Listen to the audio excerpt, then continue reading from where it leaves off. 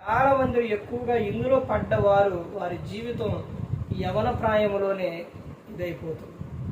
అందుకని ప్రతి ఒక్కరూ కూడా గమనించుకోవాలి. రహస్యంగా పాపం చేస్తున్నవేమో ఆ పాపం దేవుడు చూస్తున్నాడు. నీ స్థితి భయంకరంగా ఉంటుంది.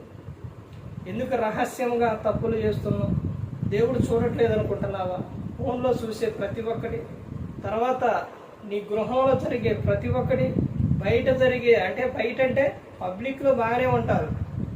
ఇప్పుడు ఒంటరిగా ఉన్నప్పుడే ఏం చేస్తుంటారు? రహస్యంగా పాపాలు చేస్తూ ఉంటారు. ఇప్పుడు బైబిల్ గ్రంథంలో హెబ్రీ రాసిన పత్రిక 10వ అధ్యాయం 24, 25 వచనాల్లో సమాజంగా కూడుకోవాలి అని చెప్పారు. కాదండి నేను ఇంట్లోనే కూడుకుంటాను, ఇంట్లోనే చేసుకుంటాను అని అంటే, ఇప్పుడు నువ్వు సమాజంగా కూడుకోమని చెప్పారు. నువ్వు సమాజానికి మందిరానికి వెళ్ళిన తర్వాత నువ్వు అక్కడ ఎలా ఉంటావు? నీ ప్రవర్తన ఎలా ఉంటుంది? జాగ్రత్తగా ఉంటుంది. అదే నువ్వు ఒంటరిగా ఉన్నప్పుడు నీ ప్రవర్తన ఎలా ఉంటుంది? నీ ఇష్టానుసారంగా ఉంటుంది. ఇప్పుడు కూడికలో కూర్చున్నావు, ఎవరు లేరు, గృహ కూడికలో కూర్చున్నావు. ఎలా కూర్చుంటావు? ఎలా ఉంటావు నువ్వు? ఒకసారి ఆలోచించు. నీ ప్రవర్తన ఎలా ఉండిద్ది? అదే నువ్వు ఒక 10 మంది ఉన్నారనుకోండి, కూడికి 10 మందికి ఇంటికి వెళ్ళావు, అక్కడ ఎలా కూర్చుంటావు? అక్కడ ఎలా ఉంటుంది నీ ప్రవర్తన? ఒకసారి ఆలోచించండి. అందుకనే వ్యక్తి ఎప్పుడైనా రహస్యముగా ఉన్నప్పుడే తప్పులు చేస్తూ ఉంటారు. 10 మందిలో ఉన్నప్పుడు తప్పు చేస్తారా? 10 మందిలో ఉన్నప్పుడు పాపం చేస్తారా? చేయరు. నువ్వు పబ్లిక్లో నీ ఫోన్లో అసభ్యకరమైన చూస్తావా? చూడు. ఎక్కడ చూస్తావు? రహస్యంగా ఉన్నప్పుడే చూస్తావు.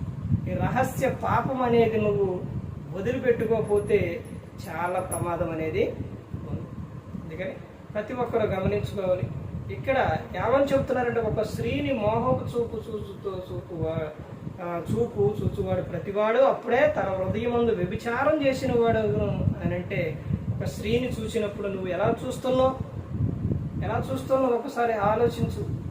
మోహపు చూపుతో చూస్తే అది నీ దేహమునకు చాలా ప్రమాదం. వ్యభిచారం చేయువాడు తన దేహాన్ని ఏం చేసుకుంటాడో? పాడు చేసుకుంటాడో. ఇక్కడ నీ దేహం పాడైతే లోకం విడిస్తే నరకానికి వెళ్ళిపోతుంది. భయంకరంగా ఉంటుంది. ప్రతి ఒక్కరు గమనించుకోవాలి. ప్రతి ఒక్కరు కూడా తెలుసుకోవాలి. రహస్య పాపం ఏదున్నా కానీ నువ్వేది చేసినా దాన్ని దేవుని ఎదుట ఒప్పుకో, దాన్ని విడిచిపెట్టు. నీవు నీ కుటుంబం దీవించబడుతుంది, ఆశీర్వదించబడుతుంది. ఎవరు కూడా నశించే నరకానికి వెళ్ళిపోకూడదని యేసుక్రీస్తు ప్రభువు ఈ లోకానికి వచ్చి మనందరి కోసం శిలువలో తన ప్రాణాన్ని పెట్టారు. ప్రతి ఒక్కరు కూడా దేవుని యందు భయభక్తులు కలిగి పరిశుద్ధాత్మ మాట హృదయశుద్ధిని కాపాడుకుంటూ క్రీస్తుని పోలి నడుచుకున్నప్పుడు ఈ లోకం విషయం పరలోకానికి చేరుకుంటుంది.